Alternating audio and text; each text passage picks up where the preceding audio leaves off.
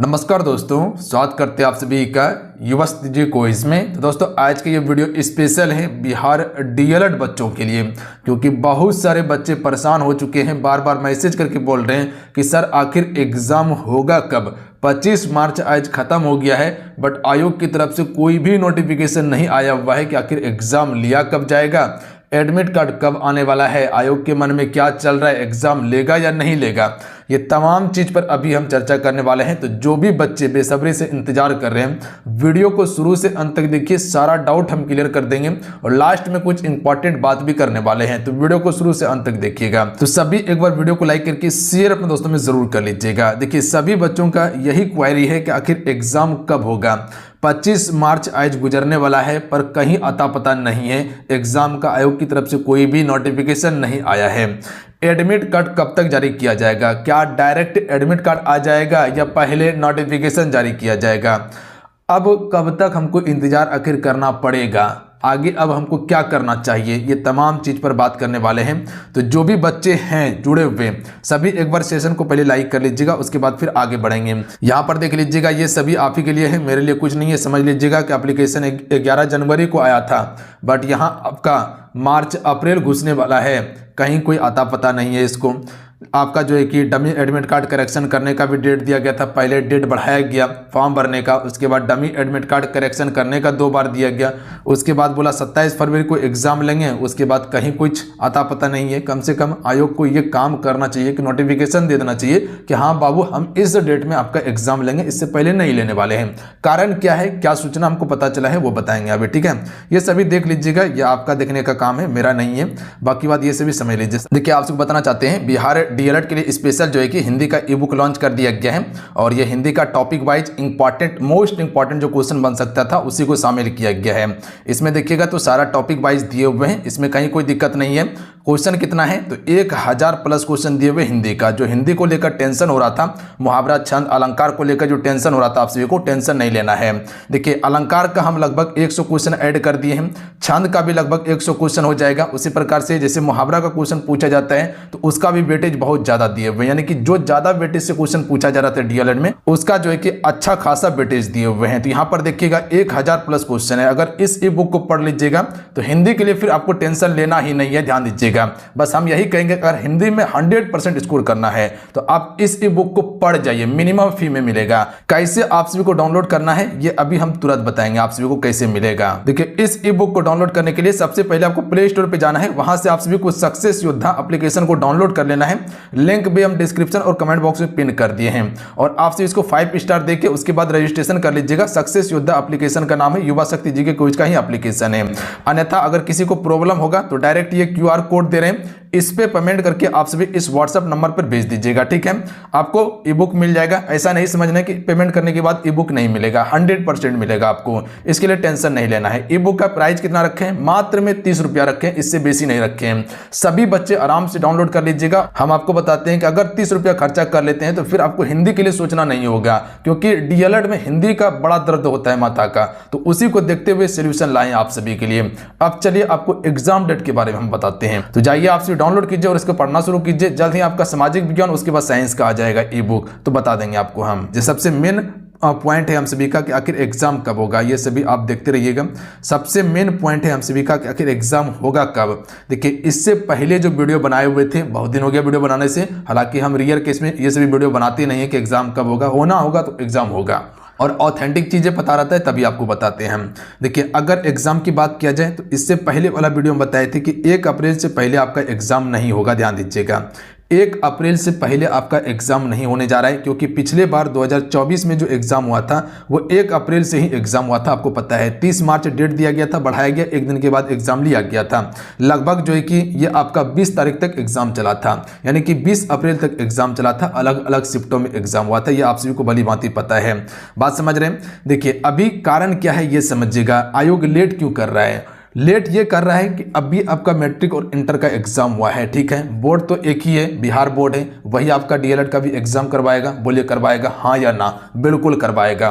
तो बताइए कि जो उसके पास कर्मचारी है वो अभी क्या करने में लगा हुआ है? वो अभी बिहार में मैट्रिक और इंटर का रिजल्ट तैयार करने में लगा हुआ है, उसी में बिजी है। तो एग्जाम को बिल्कुल ये पेंडिंग में छोड़ दिया है कि अभी डीएलएड का एग्जाम लेंगे या नहीं लेंगे, कोई मनसा नहीं है इसका। कब एग्जाम होगा बताएंगे, अभी ध्यान से सुनिए आप सभी, ठीक है। कारण क्या है लेट होने का? जो अभी आपका 10th का और 12th का जो रिजल्ट है, ये रिजल्ट को जब तक पब्लिश नहीं करेगा, 10 से 15 दिन में, मेरे ख्याल से 10 से 12 दिन में पब्लिश हो जाएगा रिजल्ट, इसके बाद ही आयोग उठेगा आपका एग्जाम लेने के लिए। ध्यान दीजिएगा आप सभी। तो ये सभी जितने भी उसका कर्मचारी है वो सभी अभी रिजल्ट तैयार करने में लगा हुआ है, और काफ़ी ज़्यादा बड़ा एग्जाम होता है बिहार में आपका 10th और 12th का। आपको पता होगा कि बच्चा का यहाँ भरमार रहता है, आप सभी को भली भांति पता होगा। तो इतना बच्चे का रिजल्ट तैयार करना इतना आसान नहीं है, बोलिए है नहीं है? तो ध्यान दीजिएगा आप सभी, रिजल्ट आपका आ जाने के बाद उसके बाद एग्जाम होगा। अब आखिर एग्जाम कब होगा? रिजल्ट तो 10-12 दिन में आ जाएगा। तो ध्यान दीजिएगा 1 अप्रैल तक तो एग्जाम आपका नहीं होने वाला है।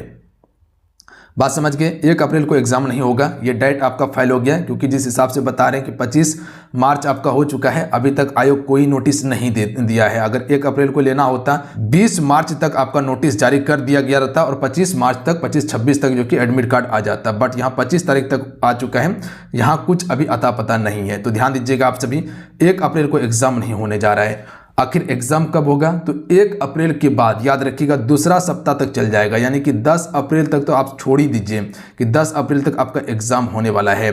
अब बहुत सारे बच्चे आराम से सोएगा, तैयारी नहीं करेगा, नहीं, गलत बात। तैयारी आपको करते रहना है, तैयारी का लक्ष्य नहीं छोड़ना है, ठीक है, ये काम करते रहिएगा।